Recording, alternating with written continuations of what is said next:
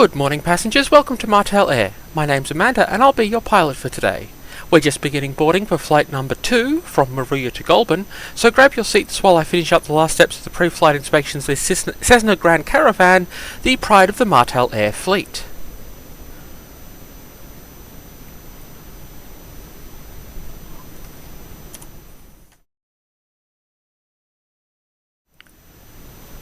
No, we go to the Flight Sim Session tab, not the End Card tab. Before engine start checklist. Pre-flight inspection complete.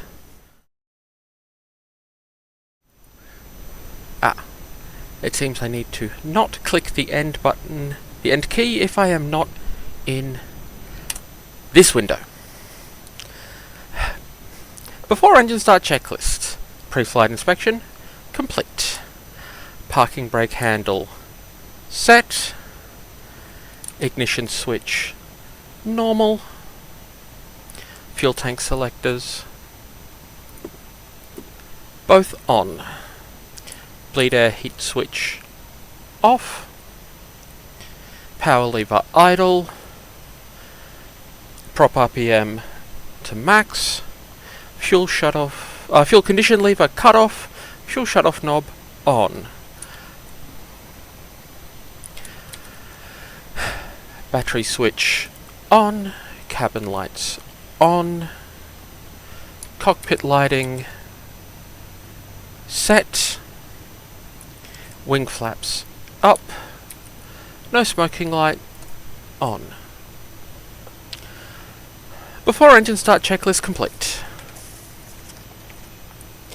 The weather today is clear and sunny and we'll be cruising at an altitude of about 8,000 feet, flying over Bateman's Bay and a lot of the New South Wales countryside. Your cabin crew today is me, and your emergency exits are located to the back of the cabin where you entered the plane. I also have a door up here by me, and if you see me leave, please follow me quickly. Our in-flight catering services are provided by our wonderful passengers, so I hope you pack something interesting. Engine start checklist. Battery switch on. Beacon light on. Avionics 1 on.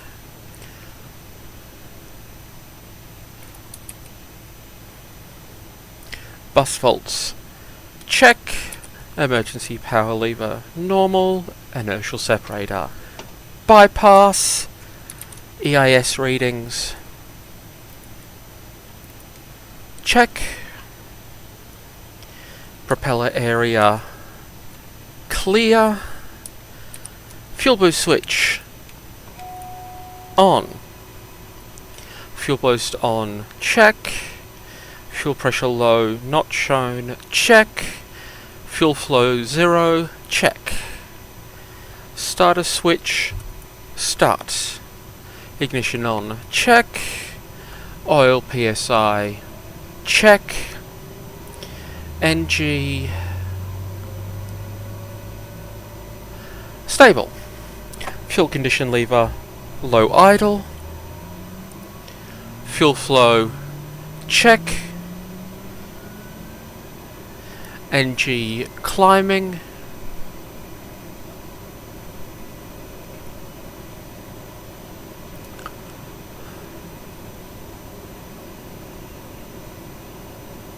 NG stable. Starter switch off. EIS readings check. Generator load check. Battery amps check. Fuel boost normal, not off, normal. Avionics 2 on. Nav lights on. Engine start checklist complete. We're now ready for departure, so please fasten your seatbelts and turn off your devices, apart from those used to watch this stream. Thank you for flying Martel Air. We hope you don't die. Okay, before taxi checklist. Taxi recognition lights on. Seatbelt lights on. Taxi clearance, not at this airport.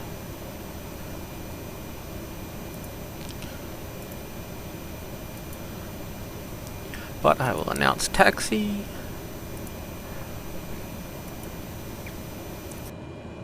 Moruya traffic, Martel 02 is taxiing to runway 36 for takeoff. Taxi clearance, check. Nav source set.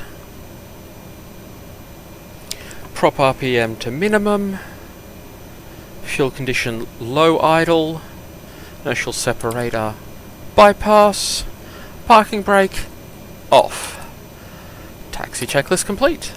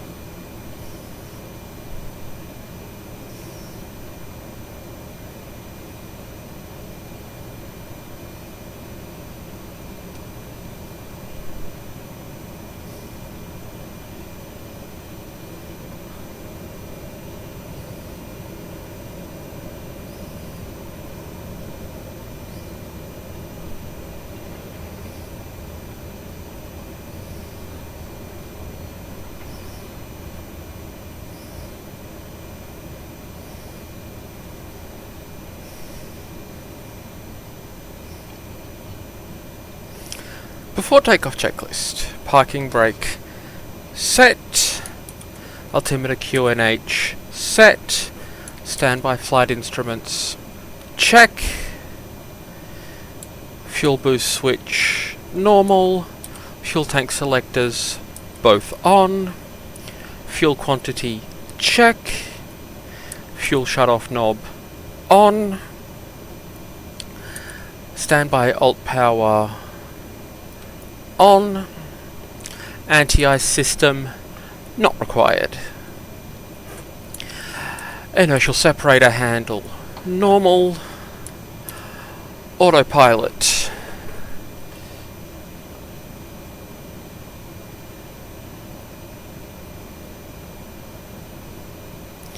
altitude set, flight level change set to VX, heading is set to runway heading, bank mode engaged, autopilot set, transponder on alt,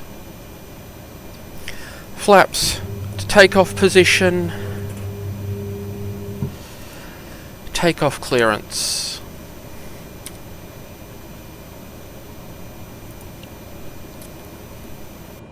Moruya traffic, Martel 02, taking off runway 36 for north departure. Strobe lights on, landing lights on, seatbelt light on, parking brake release, fuel condition lever high idle, prop RPM max. For takeoff checklist complete.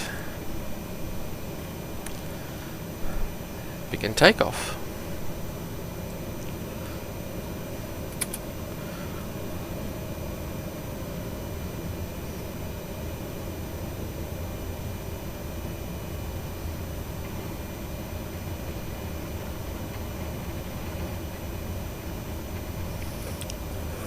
Runway is clear.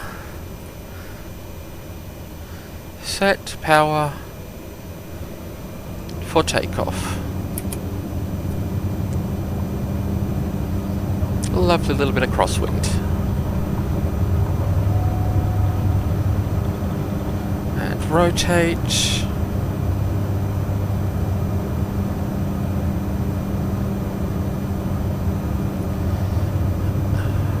clear of obstacles, flaps up, autopilot engaged,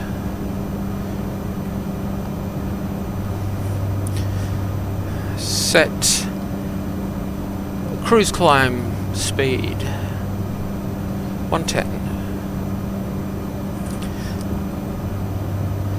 and engage navigation mode. And we're in the air. It is a lovely sunny day over the New South Wales south coast, and we can see out to our right there the Pacific Ocean looking very wet, as it does, being an ocean, and we can see all of the lovely hills and mountains that we are luckily not having to drive up in a car today. The wonders of flight. And coming through 2,000 feet.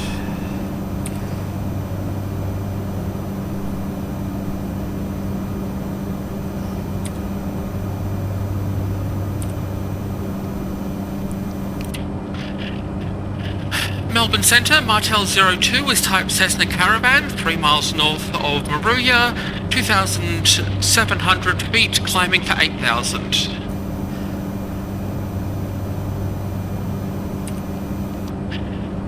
Squawk 2557, Martel 02.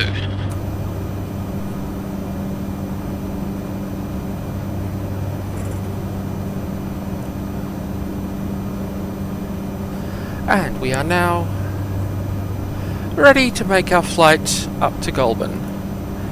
So I've been looking through the various sets of information about the scenery packs that I've downloaded for Microsoft Flight Sim to see what wonderful things I can show people, and it looks like there's actually 2 people viewing this live at the moment, which is a wonderful change from the single advertising bot that I had on the first stream.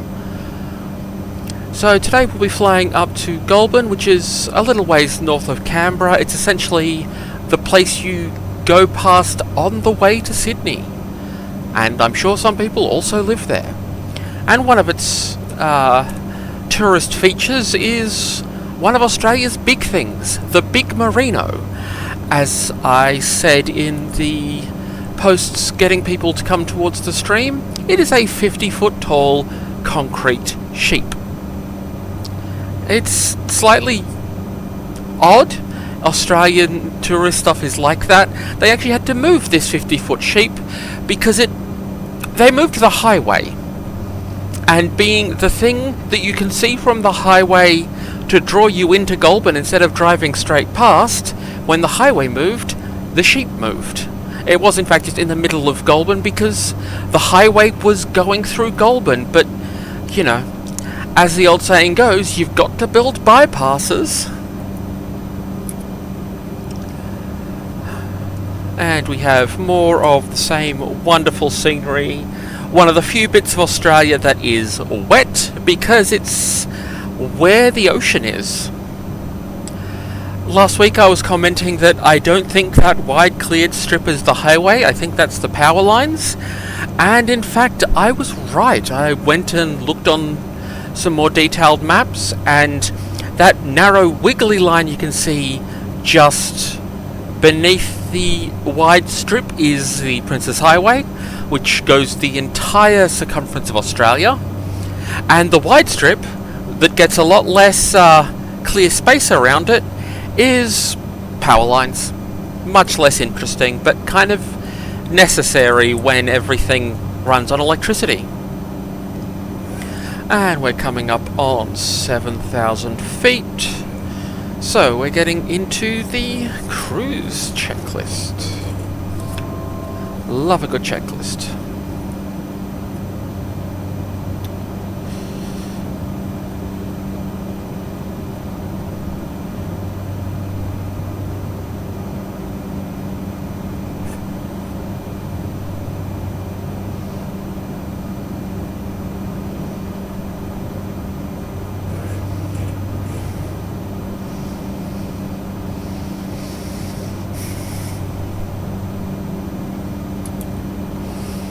And we're flying over Bateman's Bay again, as we did on the way in, because it actually makes for a lovely waypoint to get us just clear of some of the more controlled airspace. If we go out via Bateman's Bay, if we go out via Bateman's Bay and stick to 8,000 feet, and more specifically below 8,500, there's a little bit less interaction with air traffic control, because we're in the sort of space that only matters to them if you're flying at airliner altitudes.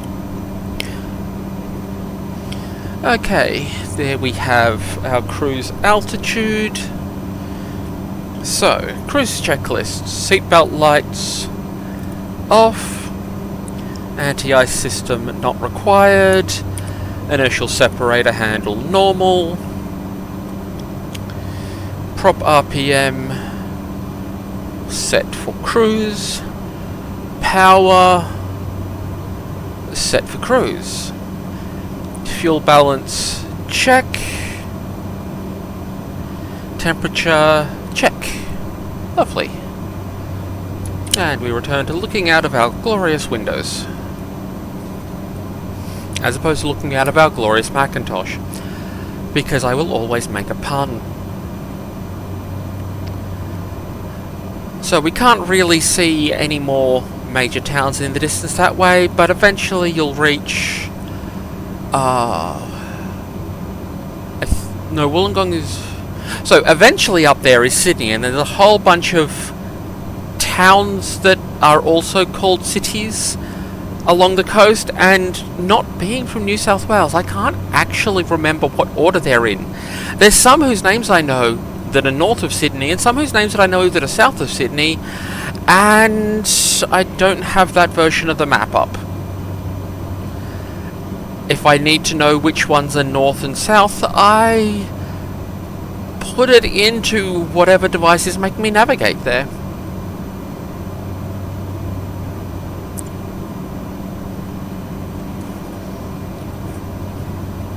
And just off to our left here, you can see the wiggly highway that gets up to the top of those mountains, just coming across the ridge line there, and it is ever so wiggly. And as you can see, there are drop-offs just straight down the side. I remember one time we had to stop on that road because there was a car accident involving one of the cars in our little convoy, and the people in that car did not look over the edge, and I did, and it was about a 45-degree drop. That was not the most fun coast trip that we've had. We've not repeated that part of the experience. And further up there you can just about see Braidwood with its bakery that I was heaping praise upon last week. We will not be going via Braidwood, despite the fact that we would have to if we were driving, because there are things to do in Goulburn instead. And it looks like we will be taking up, saying 20 minutes, but I don't know if that's to a next waypoint or not. Distances are always a little bit strange when you're flying in a straight line rather than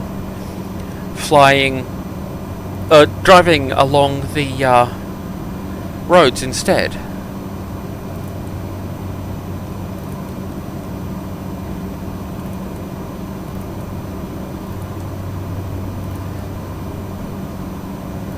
I'm just fiddling with the navigation tools that we've got here, just because there are so many fascinating little buttons. So it looks like we've got a crosswind, but not too heavy, and not a headwind this time.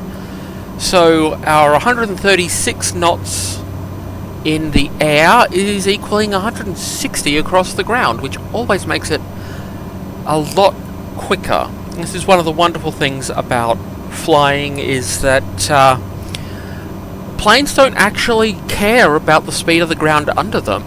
They care about the speed of the wind over their wings. I recall the classic stupid conversation about, oh, if you had an aircraft on a treadmill, would it be able to take off?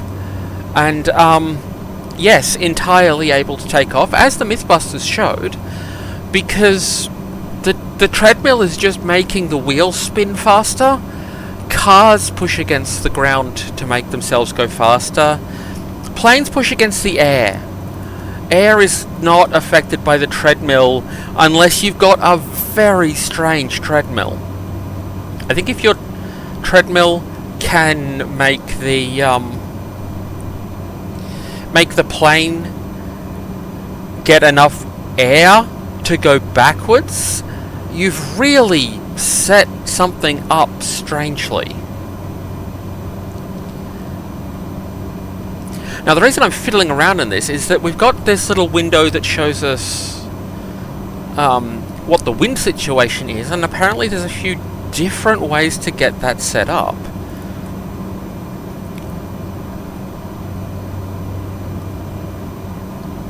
And I'm just trying to remember how to get to it.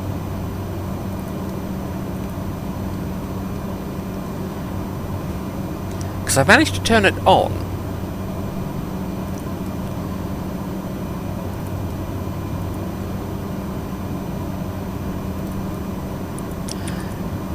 And luckily we've got lovely clear skies. You can just see the moon there, and there are just these wisps of cloud, because this is Australia in the summer. Although if I get slightly different parts of Australia in the summer, I'm sure that we will be getting to rather disastrous weather results, because if there's one thing Australian weather is not, it's consistent.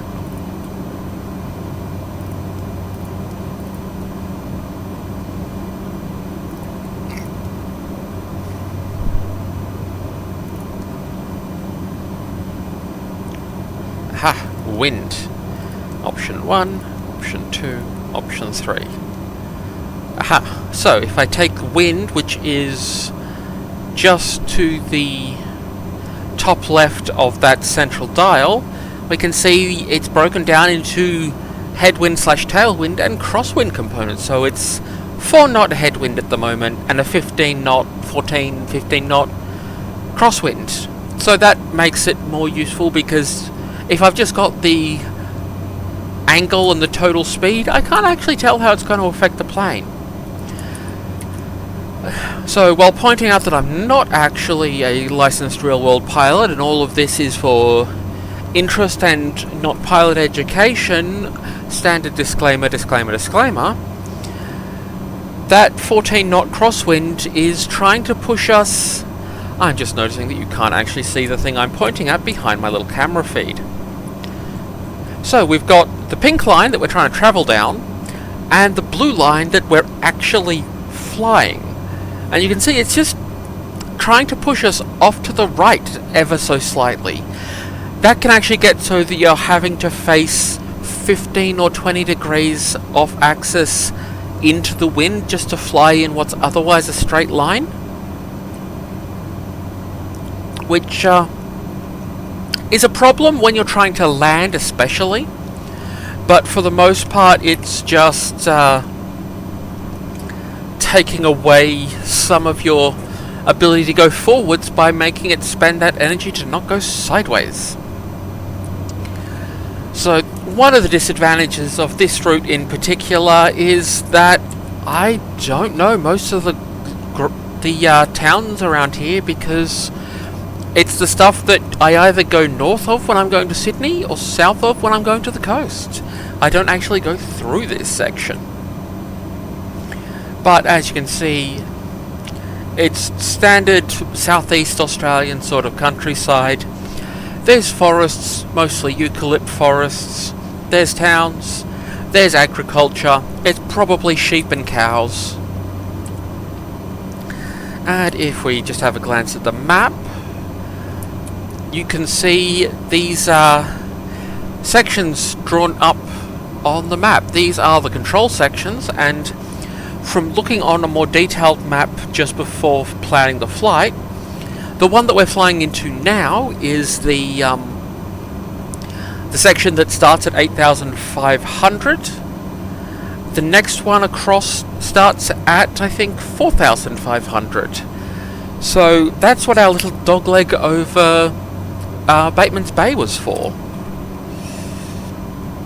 And as we're sitting at 8,900 feet, we won't be going over the top and into the parts of it that we shouldn't be.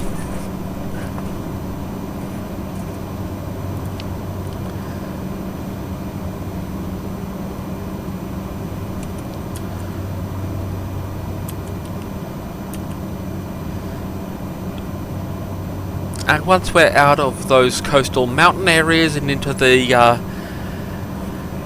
this whole area is called the Southern Tablelands, and you can kind of see why. It's a bit flat. Ideal if you're playing city builder games and the like, because it is ever so flat. And I believe in the distance there we can actually see Lake George, which again, Flight Sim is modelling as an actual lake, which is always just slightly disturbing to somebody who's driven past it so often and seen it to be a sheep paddock. One of the fascinating things about it is that when Lake George is, I was going to say flooded, but it's not flooded if it's a lake. When Lake George is full, you still can't go sailing on it because they might have taken the sheep away when they saw the waters coming back, but they didn't take away all of the fences. So if you try and put a boat across Lake George, you're gonna snag it on sheep fencing. Not good for your boat.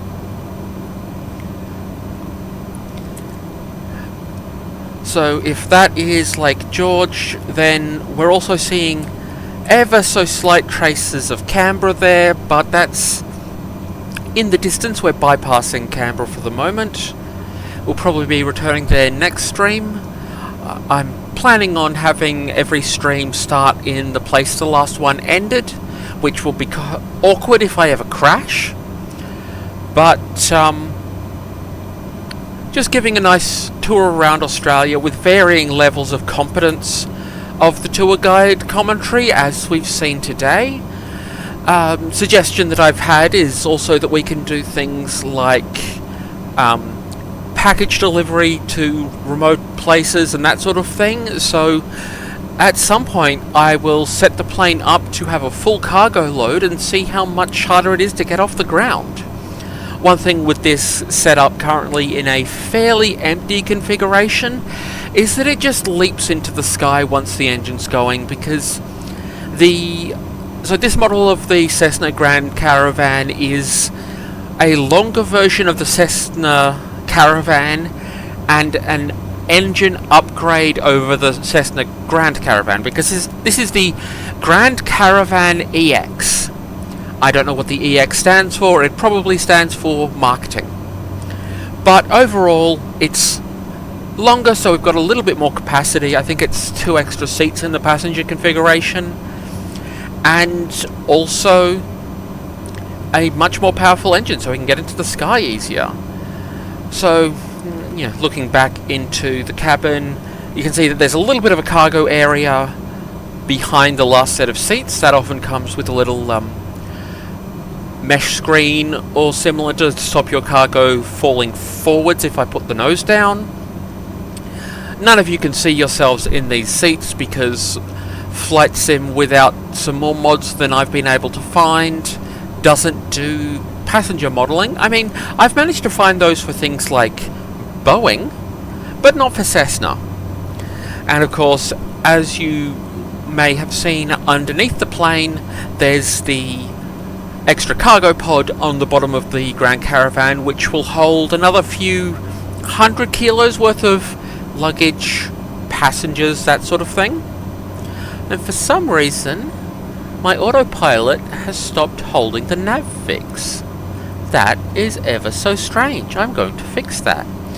You see, this is part of why real pilots concentrate on flying and not on rambling to their passengers / stream followers. And by the way, I will be referring to all of the viewers, in fact, as passengers. You are my beloved self-loading cargo. Self-loading cargo is one of my favourite euphemisms in the aviation industry. It's ever so descriptive. Your cargo just the same as any package of gold or lithium-ion batteries, but much easier to load because you just kind of need to open the doors and flip down the stairs. And by the way, the purple beverage in the... I just noticed that it's actually kind of on brand colour. That is, the purple beverage in the overly ostentatious glass is not wine. I'm not drinking and flying. It's energy drink because I am the sort of person who does a game stream. Oh, and we have 3 viewers. 3 passengers. That is exciting. That is almost halfway to loading up this plane to its capacity. I'm looking forward to the first stream that has 9 viewers, 9 passengers, so that I can make some jokes about one of you will have to just sit on the floor and we won't tell the fire marshal. I don't think they have fire marshals for planes, but they do have aviation rules that will mean we can't do that. Anyone want to be self-loading cargo in the cargo pod? If we ever get 30 passengers, then the joke just gets weirder and funnier at that point. And much like the too many passengers thing will just get hopefully get increasingly ridiculous. The all of my scripts to read at the start and end of flight, I'm sure they seem to have started off as relatively amusing based on the comments I got. They'll probably start getting a little repetitive, as I'm going to be doing basically the same scripts for every flight, just updating the details. But at some point after that, they will become possibly just beloved repeated gag sort of thing. But looking at the map here, I'm always amused this flight that my camera window is blocking the map view, in that I can see that we are coming up on Goulburn. So, and in fact we can start to see traces of civilization again. So, we're going to descend down to, let's call it 4,600, flight level change, holding 125 knots. Good use of all of the automation is one of the things that can be quite important in this sort of flying. A lot of airlines like to ensure that their pilots are using absolutely as much of the automation that their planes feature as possible. And of course this then has led on to crashes, because if you trust the automation too much and the automation stops working quite so well, or there's a slight glitch, maybe it won't save you where you expected it to.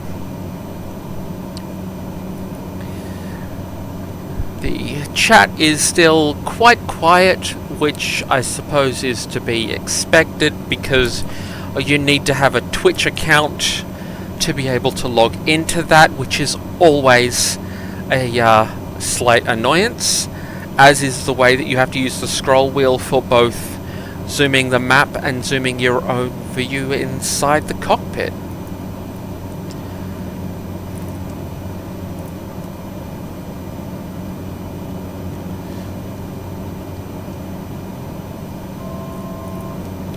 And we're coming up on the altitude that we set.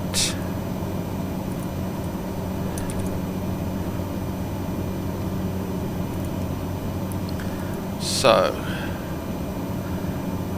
bringing the speed up a little.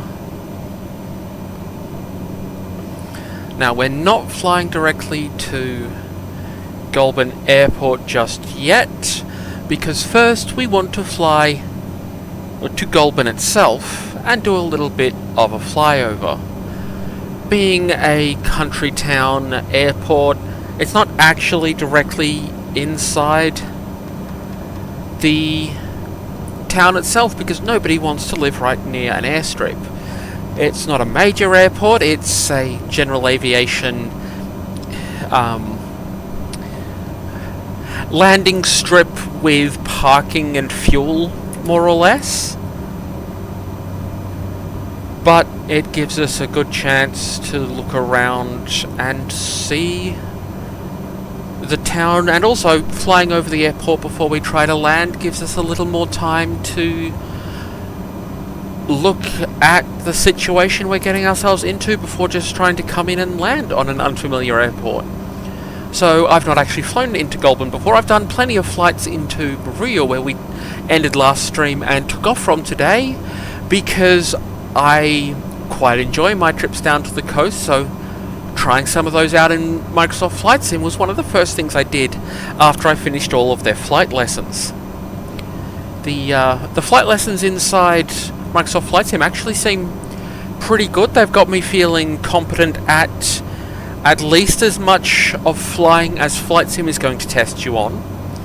So I can do the instrument stuff, I can do visual navigation, despite the fact that I then went straight into a plane with this lovely GPS navigation, and well,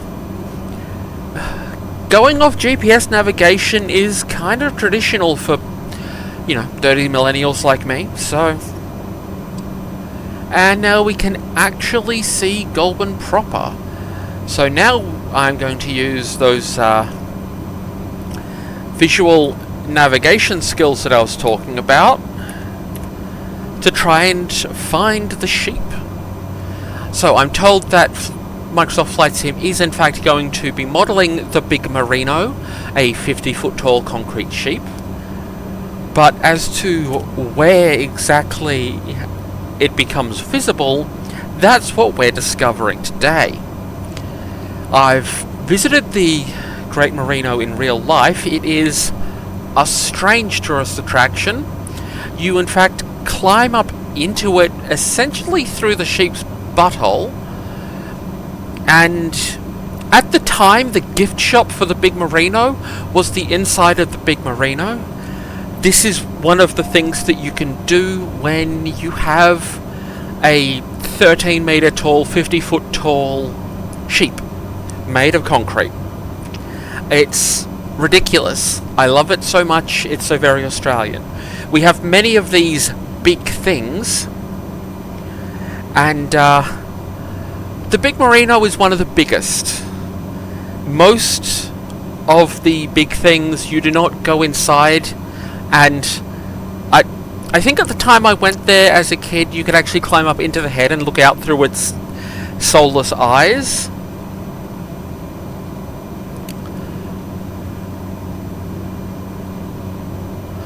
And now, as I'm actually flying completely manually, there's a little bit more concentration. We can see what I'm pretty sure is a horse racing track. And we can see highway and highway. Come on, Big Merino. And if it ends up taking a couple of passes for me to find this sheep, then we have a couple of passes over Goulburn, and they all feel very harassed by this ridiculous turboprop. I think it's in this corner just here. And this is one of the lovely things about flying a smaller plane, is that you can do this sort of stuff and not kill hundreds of people in a plane crash. And yes, there we go, we have just to the left of that roundabout a 50-foot tall concrete sheep. It's unfortunately quite concrete coloured, so a little hard to see, but I'm just going to level us out here, and we'll take another pass by that. I managed to not crash the plane doing that, which is ever so delightful.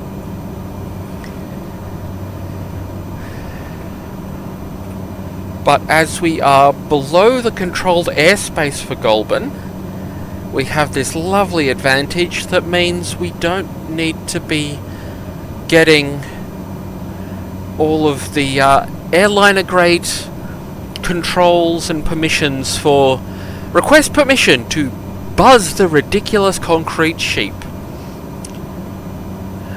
And lovely little border there where the Google Earth satellites took 2 different photos in probably 2 different seasons. One of the fun things about using Google Earth imagery for Flight Sim is that all of the Google Earth weirdnesses show up in Flight Sim. It also means you get much more detailed terrain than you would otherwise, and that is not the complex I was meaning for. I wanted the next one over. And we see why navigating in the air is complicated and fiddly.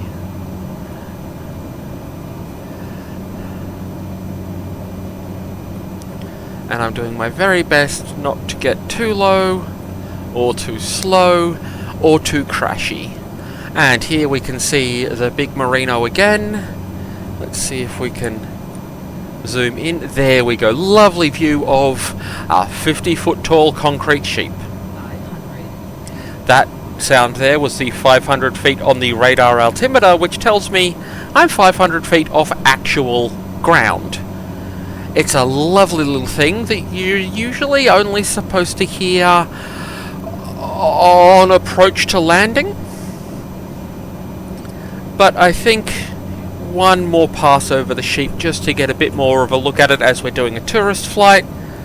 And you can see we've got a bit of a river here. I think it's the Goulburn River, don't quote me on that.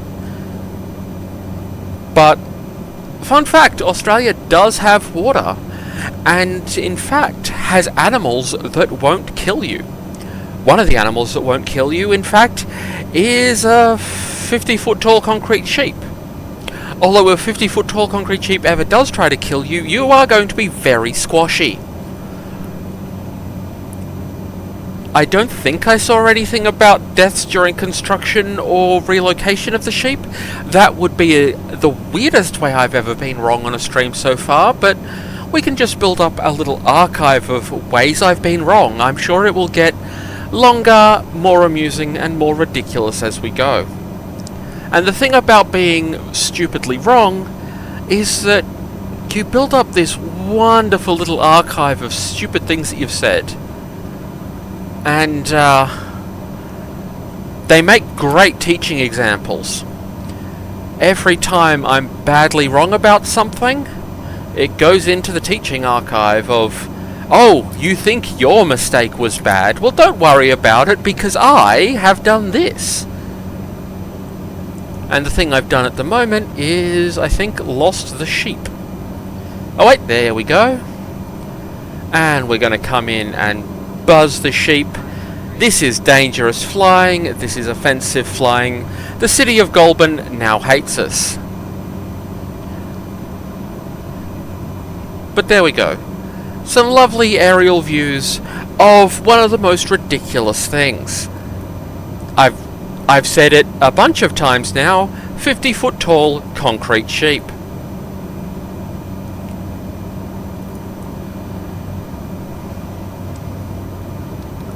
And I'm just going to get us back up to, let's call it 3,800. Helps if I actually turn the autopilot on. And let's now make our way to this lovely Goulburn Airport, which is off to our left, but we will off to our right, but we'll turn left to get there so that we can sort our distances out.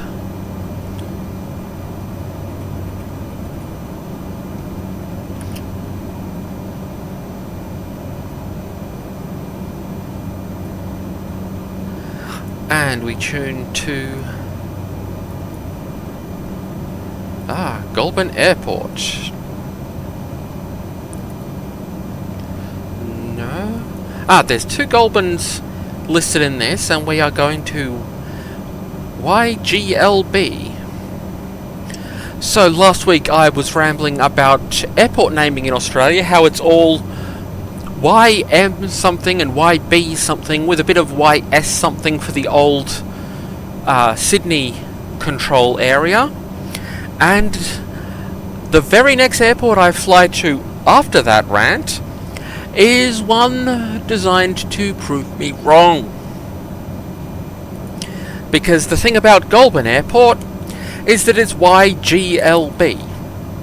Now clearly that is for Goulburn, but it's lovely that they just prove me wrong like that, because all of these naming conventions are conventions, more guidelines than rules. Like, you wouldn't start something YM if it was in the Brisbane area, but if it's in one of the control areas and you don't want to name it YM or YB, apparently that's an option. I'd have to look into more detail about whether that would be because of history, like old enough airports or what, but some of them are just different. And now we start the actual landing preparation stuff. Attention passengers, we're now approaching Goulburn, and I've switched on the seatbelt lights, which means I'd like you to fasten your seatbelts. Enjoy this riddle and more as we come in towards landing, and thank you again for flying Martel Air. We hope you don't die. Approach checklist. Seatbelt lights on. Fuel tank selectors both on.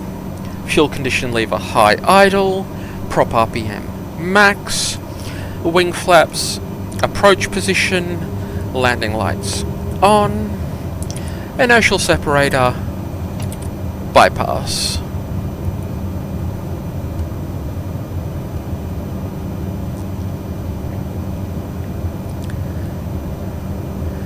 Coming for a nice long final, make sure we can line up on this runway. I think on the next stream I'll need to have a bit of a rant about this fancy handle right here. It's the inertial bypass, which I'm sure you've seen me pulling in and out repeatedly despite it not seemingly doing anything to the plane. I think next stream I may need to rant about what the inertial separator handle actually does to the plane, because when I was putting together my checklist, like, I've got a whole sheet of them double-sided because I like checklists. They make flying feel proper, and they also make it safer because then I don't forget things. I had to research what the inertial separator even does, and it is a fascinating piece of tech that stops you ruining your engine by getting stuff sucked up into it. And looking over here, trying to locate Goulburn Airport. Spotting airstrips from the sky is always a little bit of fun because they're actually surprisingly small things until you're right on top of them, at which point they're enormous.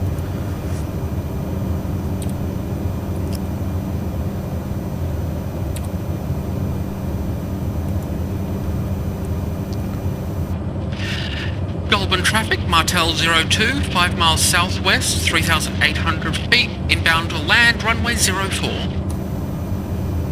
And much like Moruya, this is one of those airports that doesn't actually have a controller. Most of the smaller airports in Australia don't, because that would be expensive.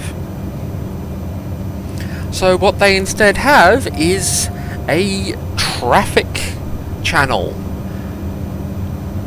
And I am going to hand fly us in for this landing. No more autopilot, because I am clever and good at things.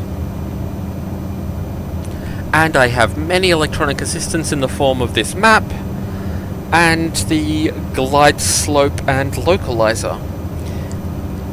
Glide slope and localizer are another one of the fascinating bits of technology that I'll probably need to ramble about on a future stream, because look, a lot of the content on this channel is going to be me info dumping, because that's just, let's face it, it's what you've signed up for. And if it's not what you've signed up for, it's what you've signed up for now.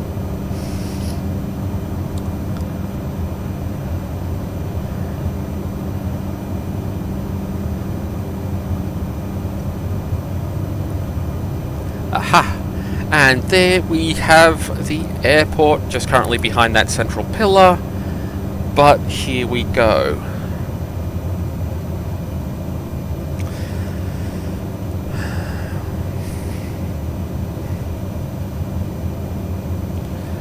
And as we get closer into where we're going, it's small corrections.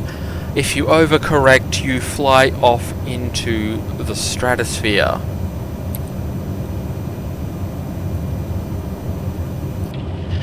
Goulburn traffic, Martel 02 is on final, runway 04 to land. Final approach checklist.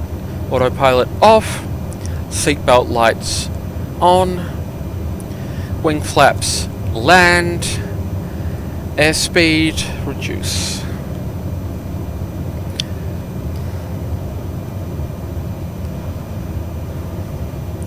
And it's looking like a very calm wind sort of day, which is lovely because it's going to make this approach easier. And we're a little high and a little bit to the right, but that's nothing that we can't fix. We fix being a little high by reducing the engine power a little, not by putting the nose down as the first response, because that's just going to get the nose down, which gets the speed up, which gets the plane crashed. And we've got a little bit of crosswind, so I need to not be pointing at the runway. If I point at the runway, there was the 500 call. If I point at the runway, we miss it to the downwind side. And of course, working out where the nose even is exactly. And we're still a little high, but that's okay because we've got a lot of runway and this thing stops very quickly. And this is the point where it becomes harder to talk, because this is a 4-axis control job with 2 hands. Because pitch and roll and yaw and throttle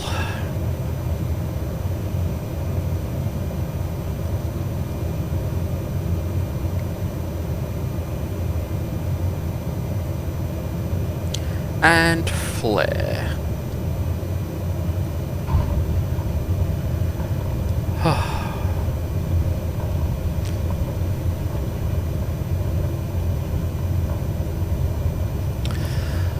Okay, after landing checklist. Flaps up, anti-ice off.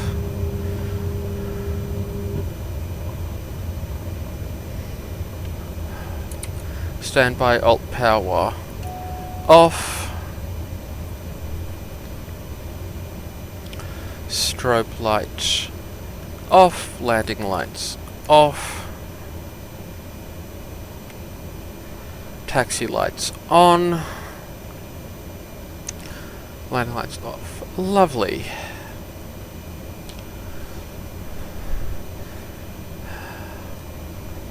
Okay, after landing checklist complete. Before taxi checklist. Taxi lights on, seatbelt lights on.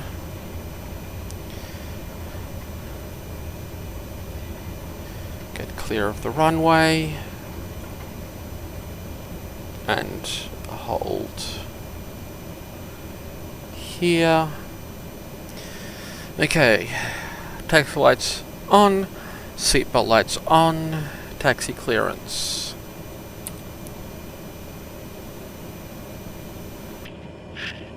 Goulburn traffic, Martel 02 is clear of the runway. Inertial separator bypass, prop RPM to minimum, fuel condition low idle, parking brake off. Before taxi checklist complete.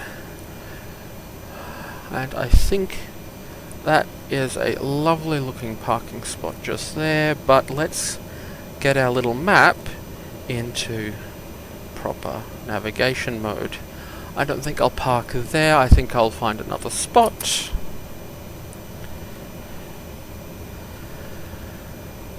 It's always fascinating to me how much of these streams is spent on checklists and the taxiing.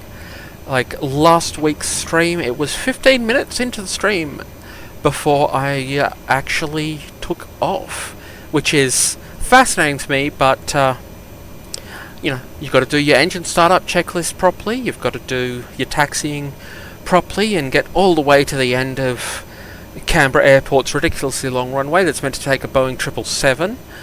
It in fact even has the displaced threshold. That will be the refueling station, but we're not stopping there today. So taxiing all the way down to the displaced threshold of Canberra's runway 35 to take off in a thing that can actually take off before you get to the end of the displaced threshold and onto the runway proper, which is always amusing. So at some point we'll have to do a fully loaded, heavy version of this plane just to see how long it takes us to get into the air and how it is to land, because at the moment I've been going with the default weight settings, which has a 77 kilo pilot and co-pilot, which is laughable. But I suppose if you imagine just me sitting in a centre seat instead, maybe we're a little more correct. But, so 77 kilos is the assumed weight of a passenger or other person on a commercial flight at the moment. Which, you know, it used to be 54. It's actually a specific number of pounds rather than anything in kilos, because aviation is all very old-fashioned and American. Oop, I did not mean to open the VFR map. I don't know what button that even was. Probably V. And I think the spot that I first saw around the other way was in fact where I wanted to park. So here we will make use of the Grand Caravan's exceptionally tight turning circle. It will in fact pivot around one of the external wheels. And with that turboprop propeller that I can... didn't even go off the taxiway with the wheels. Lovely.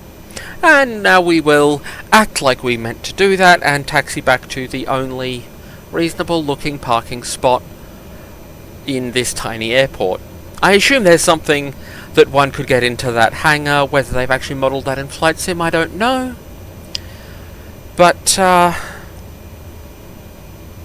we'll just... Sometimes you go past the place you were meaning to go and you just have to act like you meant to do it. I was just giving my passengers a lovely little tour of Goulburn Airport, which is ever so slightly more complicated than Moruya Airport where we left. Not that that's hard. I've seen a couple that were simpler because they had a single runway and the parking was some concrete or perhaps mowed rather than the long grass.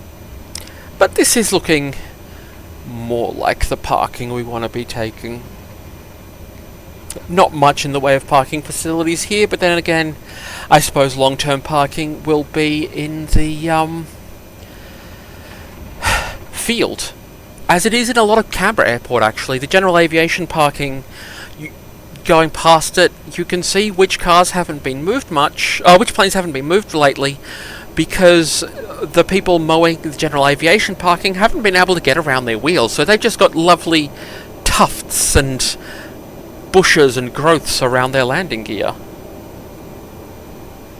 And there we go to the end of our little flight here. So, shutdown checklist, parking brake set, power lever idle, bleed air heat switch off. The bleed air heat switch is one that bleeds air from the engine to heat up the inside of the cabin, but as it's 26 degrees here in Goulburn, I don't think we needed that on the flight over. Make that alert go away. ITT range stable, prop RPM feather, fuel condition lever cut, and inertial separator normal. Attention passengers, this now concludes our flight from Moruya to Goulburn, and we here at Martel Air hope you've enjoyed your time on our tiny skybus. Please wait until I've opened the door and you can calmly deplane in an orderly fashion. Our baggage handling services today will be provided by our wonderful passengers, so thank you for not leaving any of your luggage behind. Any personal belongings left behind as you leave the plane will be assumed to be a present to the pilot and enjoyed thoroughly.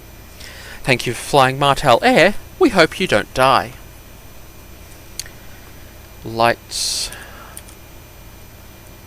off. Fuel boost off. NG check. Avionics 2 off. Avionics 1 off. Battery switch off. Fuel tank selectors both off. And there we go, a completely shut down plane.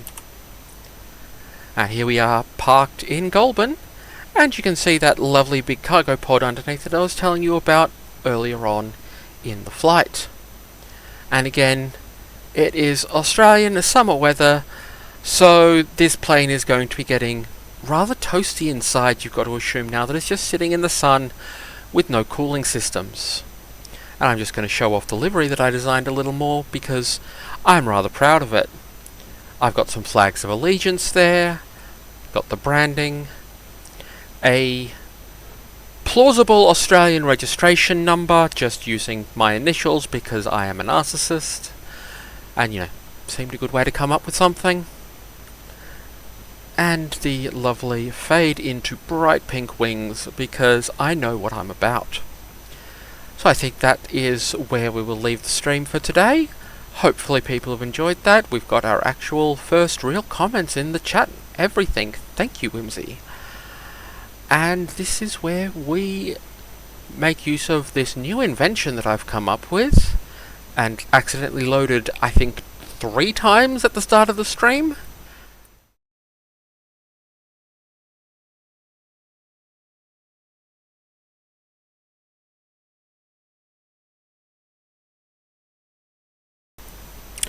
And I also just realised that I did not add my microphone to the end card, but thank you everybody for watching. And, oh, more comments, actual people. Thank you, Celia Ace, for enjoying. I hope you enjoyed the ridiculous, slightly lower than insensible flying views of a 50-foot concrete sheep. If you ever make it out to Australia, I encourage you to visit the Big Merino. It probably has a nickname as well, because people love giving things names. But that concludes the second ever Martel Air stream, and it seems like people enjoyed themselves, which is lovely. We've had 2 or 3 viewers for most of the stream, which is very encouraging, because it's not just me talking to myself. It's lovely to get to info dump on whatever strikes me. Hopefully, I think that just by being myself, I will cultivate an audience of people who don't mind an ADHD autism info dump session. But that's where we're going to end the stream. Thank you everybody for flying with us. You are excellent self-loading cargo.